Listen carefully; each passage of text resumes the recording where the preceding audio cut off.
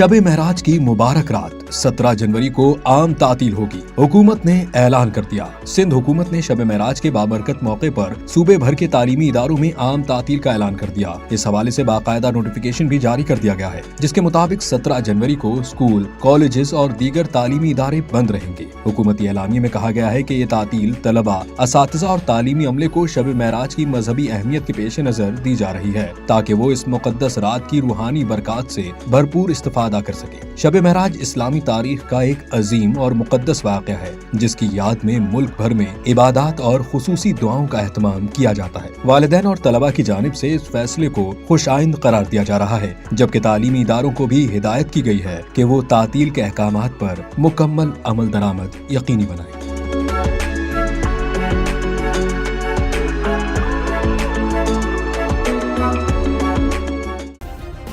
Subscribe करें और bell दबाएं ताकि कोई खबर रह न जाए।